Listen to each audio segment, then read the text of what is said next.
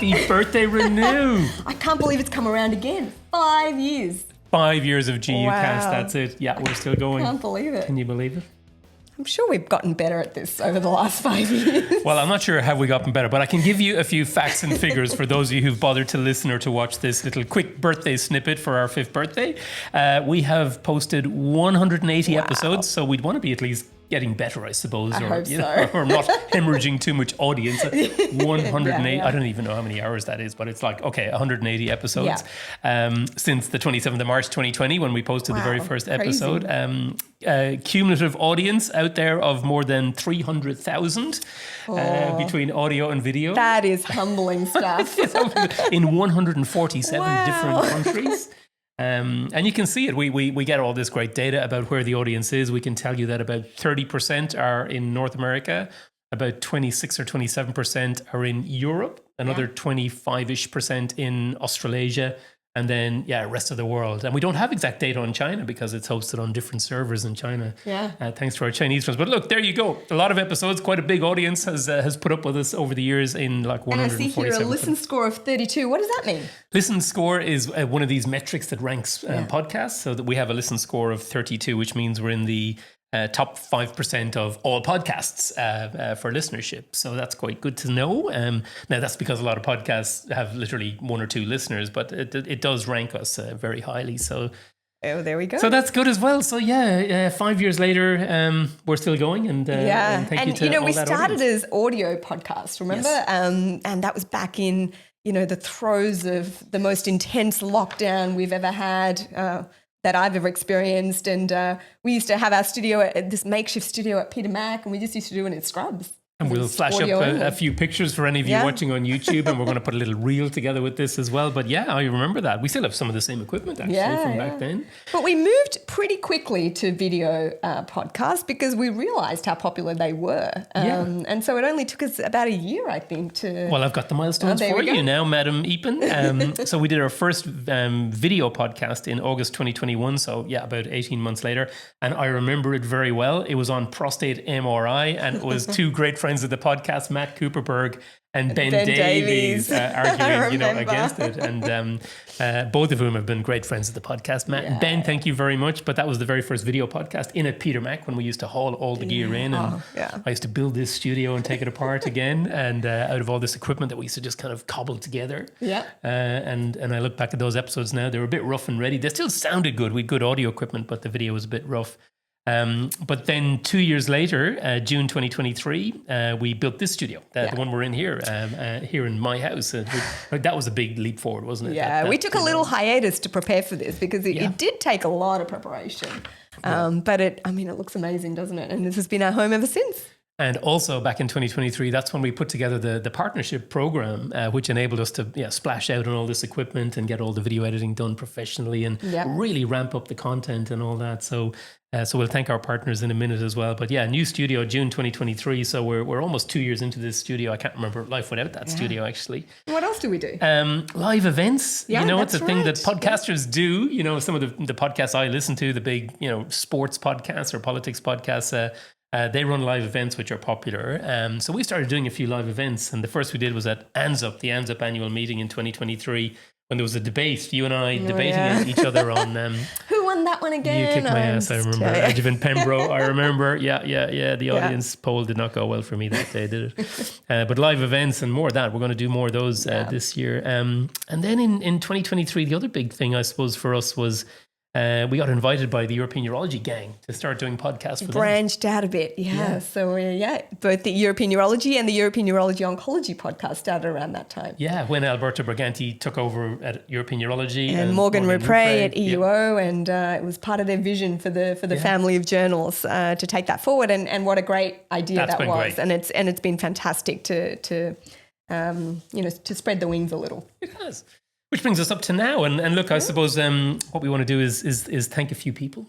Absolutely. We want to thank, I suppose, number one, our audience. Yeah, for sure. For putting up with us. and for sending us all these great messages. I suppose YouTube, we get a lot of comments on it, but on all the various social media channels that people reach out and send us suggestions. So thank you very much to the audience. And we know it's very mixed. It's a lot of clinicians and trainees from all across GU oncology, surgeons, radiation oncologists, medical oncologists, nuke med physicians, nurses, allied health professionals, patients. And for sure, industry. It's that feedback and encouragement that keeps us going and keeps this exciting. Thank you so much to our amazing audience around the world. And please do keep reaching out to us because we love hearing from you. And some of the best content that we've had has come from audience suggestions, for sure.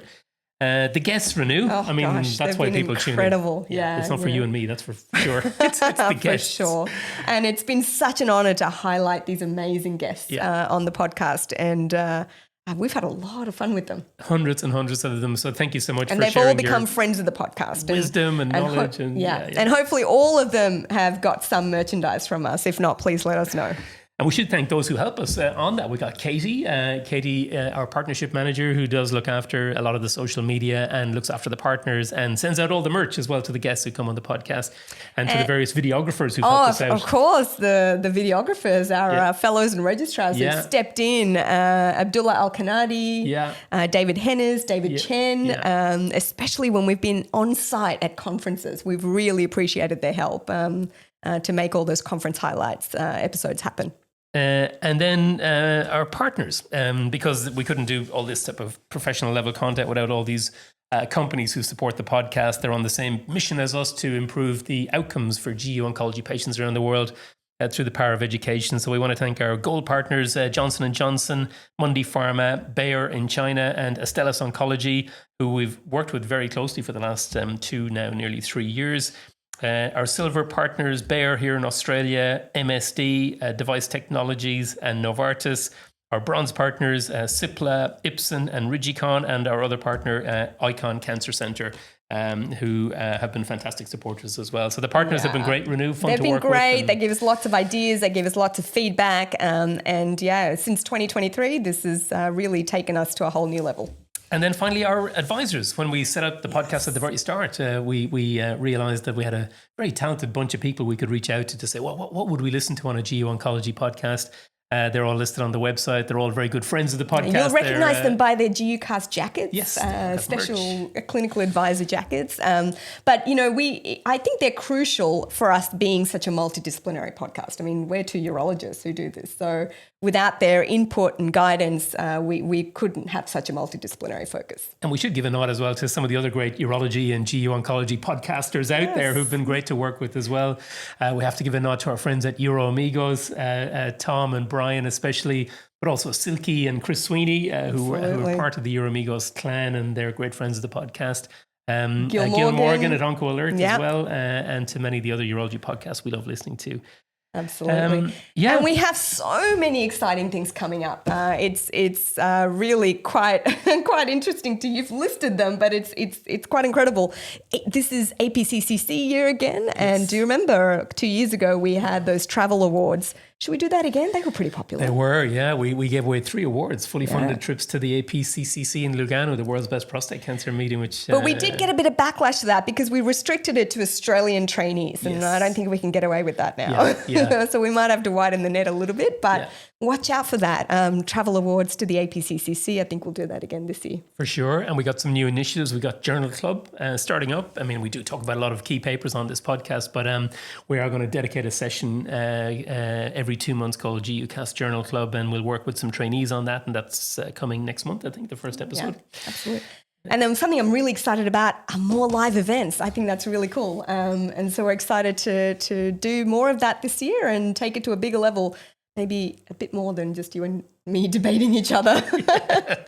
Yeah, that's fun because it does give a great chance for audience to get involved as well and hurl some abuse at us or ask some questions. So more live events will be coming, that's for sure. And we'll continue our conference highlights. They've been really good. And ever since, COVID sort of finished and lockdowns lifted and we've been able to travel to conferences, the conference highlights have been a big part of our presence. Exactly. So people love that. They're quite an effort to do, but we're very keen on being at conferences and bringing you a few highlights. The flavor of the meeting, as we like to say.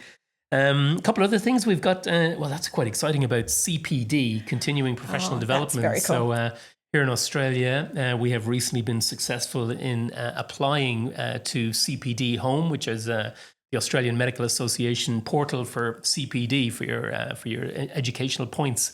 So now we're approved. So when you listen to GUcast or watch GUcast, you can actually count it towards your mandatory accumulation of continuous professional development. So just in case you're feeling guilty about wasting time listening to the podcast, fear not.